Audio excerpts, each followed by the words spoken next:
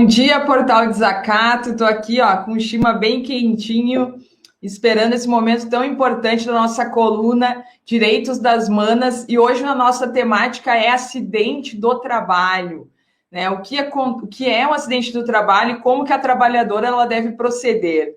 Bom, o acidente do trabalho, gente, ele não é só aquele quando a pessoa cai, por exemplo, cai, fratura um membro, sofre uma amputação de dedos ou, enfim, outra causa física, né?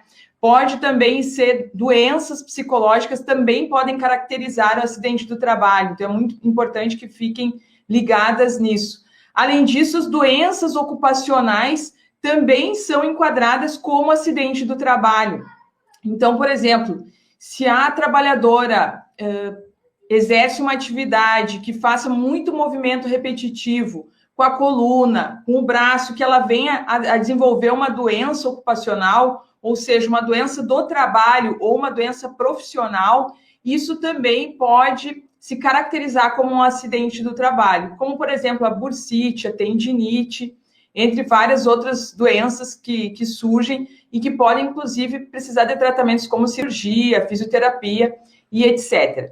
Nesse caso, a trabalhadora ela vai ter direito a uma indenização pelo dano moral sofrido, tá? Agora, é muito importante, né, o assunto central aqui que eu quero chamar a atenção de vocês é o seguinte: muitas vezes, quando a pessoa sofre um acidente típico do trabalho, ou seja, ela tem uma fratura, ela vai até o INSS e ela recebe um auxílio-doença acidentário, né? E quando é uma doença ocupacional, ou mesmo, seja ela física ou psicológica, a pessoa vai até o INSS e ela se afasta pelo auxílio-doença comum, quando muitas vezes não é uma doença comum, então tem que ficar muito atento a isso. Se a doença que vai originar o auxílio-doença for uma doença decorrente da atividade laboral, o tipo de benefício correto é o auxílio-doença acidentário. Qual que é a diferença? A diferença é que quando a trabalhadora voltar ao trabalho,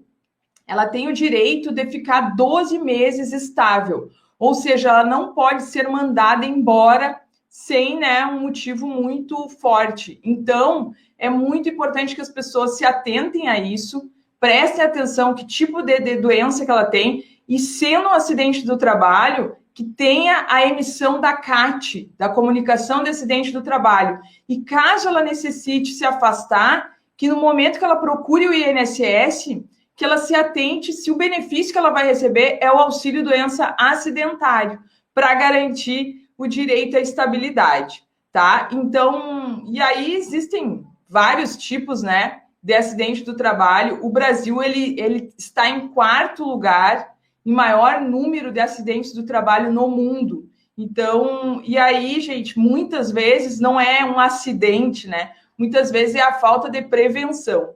Tanto o empregador quanto o empregado tem que observar, né? O empregador tem que fornecer EPIs, tem que procurar amenizar, diminuir ou extinguir os riscos daquele ambiente do trabalho.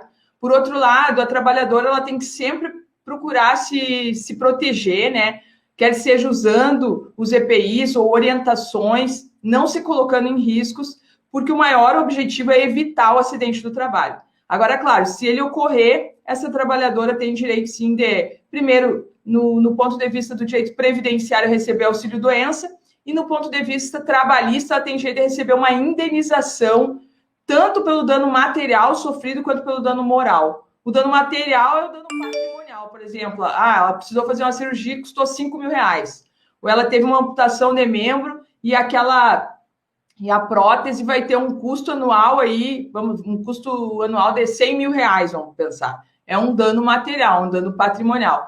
Agora, todo o sofrimento que a pessoa tem, o fato dela não querer voltar à sociedade, não ficar com os amigos, não fazer coisas que ela fazia antes, né? Do acidente ela não faz mais. Esse é o dano moral, que se refere à dor que a pessoa sente em decorrência daquilo. Porque o ideal é que o ambiente de trabalho seja um ambiente saudável. O meio ambiente de trabalho é uma espécie de meio ambiente, né? Então, o artigo 225 da Constituição determina que a gente tem o direito de ter um meio ambiente saudável, né? E isso inclui o meio ambiente trabalhista.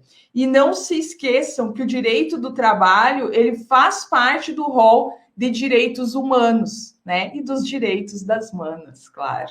Então, gente, prazer novamente estar aí com esse portal Desacato, é um grande orgulho. Compartilhem aí nas redes de vocês, deem um gostei e vamos levar para frente mais informações boas, informações de grande conteúdo, que é o compromisso do portal Desacato. Eu tenho muito orgulho de estar aqui. Beijão!